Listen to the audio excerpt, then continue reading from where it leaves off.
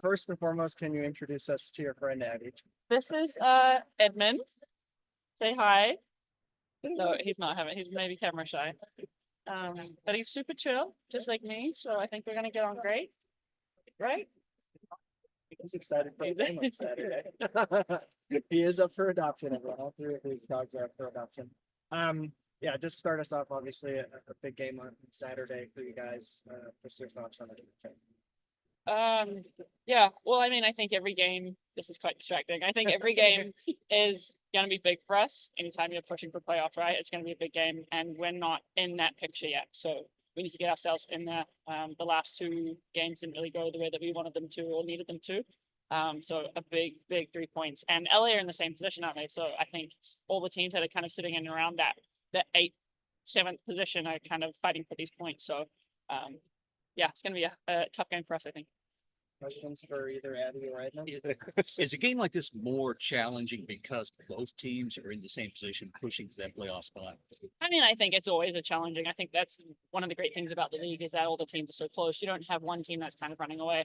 I mean, you have Orlando that are kind of running away, but every game is competitive, which makes it so exciting. You don't know until the last game whether you're going to be in playoffs or not. So I think for me personally, it's exciting to have that kind of competition in the league. You don't really want to have, a big separation between teams. And obviously with LA being so close to us, yeah, it's going to be a tough game. Yeah. I've had a few shakeups on the back line recently, and then now some additions. How you feel like your teammates are integrating defense? Yeah, good. I think, obviously with the trade windows, there always can be a lot of changes within the team. I don't think we expected so many changes, and there were big changes for us. We had a lot of big personalities leave, but we've also had a lot of big personalities come in as well. And I think at the end of the day, it's making that playoff push, isn't it? And trusting in what the staff think that can do for us with those changes. But I think everybody's taking it, as best that they can. You've got some people that have been in the team for a long time, so that's difficult for us to kind of manage, and you kind of go through that as a team and get each other through it. But at the same time, you have to welcome those people that are coming in and try and help them make the best impact that they can for us, because that's why we brought them in. So I think, at the back, it's been a lot of change for us. Ideally, you don't want to change the back line as much as we have, but I think the relationships that we've built have been quick. I think they've been solid. I think even though, some of the results haven't gone our way, I think the backline defensively have done really well for the group. So we just have to continue pushing that forward and hopefully get some more clean sheets to try and help us get those points that we need so much. You mentioned that a lot of these teams won't know until the last game whether you make the playoffs. Does that tell me that there's not a sense of urgency right now that, hey, we've got to win this game or we're done? You haven't reached that point yet? No, I don't think so, but I still think it's very much we need to get these points. I think, like I said, it's going to come down to the last game. So if you're dropping points 5 games out, 6 games out, it's gonna hurt you in the end, isn't it? So I think you have to get every point, and I think we have to play every game like it could be the last game. And I think having that mindset will help us really push through for that last spot. You guys have only won one time against Angel City in the time that you guys have been playing each other. How do you take the lessons from the losses and the draws to try to convert it into a win this week?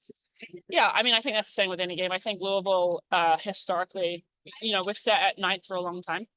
So we haven't got a lot of points from a lot of these teams, and that's kind of where we're trying to push through and trying to find our way through a little bit. So it's new for us, and I think the one result that we have, you do take some things, but it's changed so much. I mean, even our team from 4 weeks ago has changed so much. So it's not so much looking at them and seeing how good are they and how can we.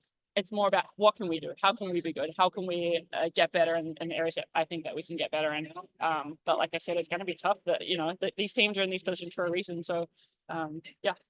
What handicap Angel City for us? What kind of challenge do they bring to this game? I think for us that their 1v1 attacking is very, very good. They have a lot of players that are very dangerous. They have a lot of game winners. I would call you. You've seen Sydney in the past few games just coming through big for their team. So they have players like that can really undo a really good performance from us. So we need to make sure that we stay switched on for 90 minutes because if you kind of switch off against players like that, they're dangerous. And they have that reputation for a reason. So we just have to stay focused. I think we can put in a good performance and get the 3 points from it. Last one for Abby. Anyone? Yeah, thanks. Appreciate it. Cool. Thank you guys. Appreciate it. You got heavy, buddy.